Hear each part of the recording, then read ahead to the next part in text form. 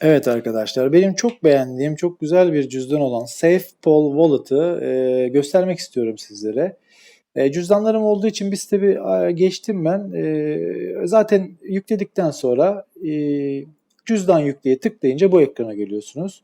Yazılım cüzdanınızı seçeceksiniz. Cüzdan oluşturu seçiyoruz. Burada güzel bir şifre verin. Ben şifrem olduğu için buradan şifremle giriyorum ama siz mesela iyi bir şifre verin ama bunu da unutmayın ve devamlı da gireceğiniz bir şifre bu aklınızda olsun. Safe Poll diyelim şuna da ismine. 12 tane anlamsatıcı ifade yeterli. Geri geldim pardon.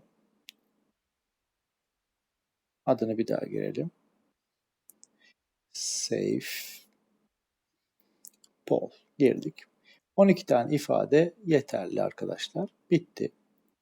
Siz buradan ifademi yedekle diyeceksiniz ve bunu mutlaka not alacaksınız. Unutmayacaksınız, kaybetmeyeceksiniz. Bu sizin her şeyiniz. Çünkü telefon değiştirdiğiniz bir şey oldu. Cüzdanınızı ve paralarınızı anca o 12 tane kodla tekrar alabilirsiniz.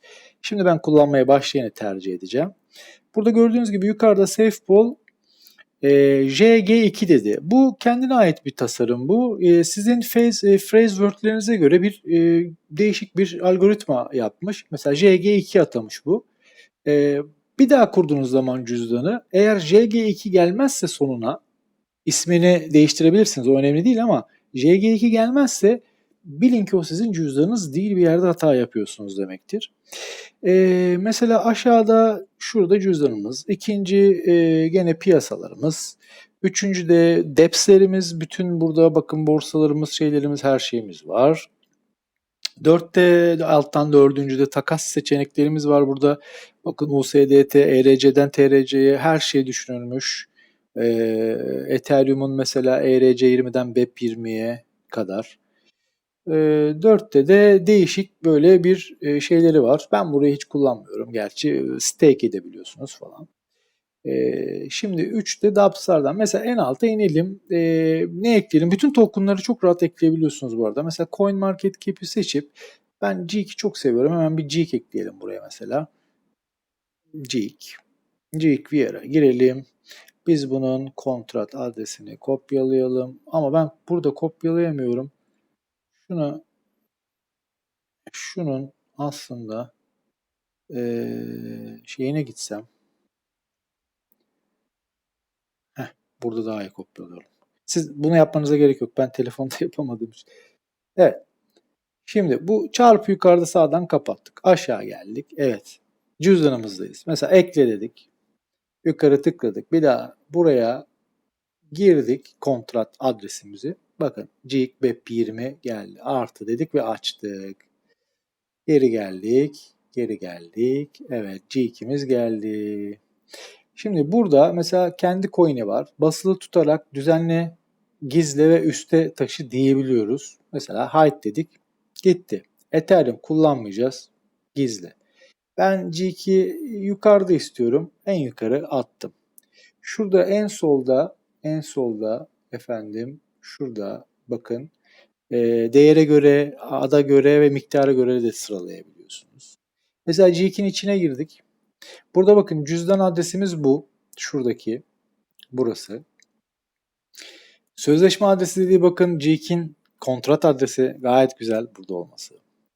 Al dediğimiz zaman böyle alabilirsiniz ya da kopyalayıp işte karşı taraftan gönderebilirsiniz. Ve burada her şeyi al ve bunu her şeyi görüyorsunuz. Çok güzel buradaki işlemleri gösterebilseydim keşke ama siz yapın göreceksiniz. Aşağıda böyle hepsini gör diye tıkladığınız zaman yani o kadar güzel ki neyi kaçtan ne aldığınızı hepsini yazıyor. Çok çok güzel. Ben çok beğeniyorum. Şimdi mesela dApps'lara gelelim. Mesela PancakeSwap'a direkt girebiliyorsunuz. Buradan çok kolay bir şekilde işlerinizi. Burada ne yapıyoruz? Tabii ki biz SafePol Wallet olarak bağlıyoruz. Buradan klasik BNB Bast'la alacağımız coin'in ismini yazarak ya da burada bulunmayan bir coin ise biliyorsunuz şuraya tıklayıp efendime söyleyeyim burada şeyini girerek no result found. Bunu bir videomda daha var ama hemen göstereyim. Manage token açıyoruz. Token'a giriyoruz. Burada yapıştır diyoruz. Ve buraya geliyor birazdan. İnanın şu anda sistemler çok yavaş. Tak diye gelir. Kapatıyoruz ve buradan alım yaptığımız zaman şu çarpı ile çıkıyoruz ve cüzdanımıza geliyoruz. GK hemen yansıyacaktır. Şöyle yaparak yukarıdan aşağıda güncelleyebiliriz. Yani çok güzel bir cüzdan, mutlaka tavsiye ediyorum. Oldukça da güvenlikli buluyorum ben bu cüzdanı. Ben bunun donanım cüzdanını da aldım. Donanım cüzdanı olarak da kullanıyorum. Zaten donanım cüzdanı software ile beraber kullanılıyor ve kare kodlarla sadece işbirliği yapıyor ve böylece sıfır risk bırakıyor. Çünkü ortada ne bir Bluetooth bağlantısı var, ne bir NFC bağlantısı var, hiçbir şey yok. Kare kod iki tarafta da okutarak onay veriyorsunuz. Oldukça güvenlikli. Çok güzel bir cüzdan, tavsiye ederim kullanmanızı. Evet, şimdilik bu kadar arkadaşlar. İnşallah yardımcı olabilmişimdir. Kendinize iyi bakın.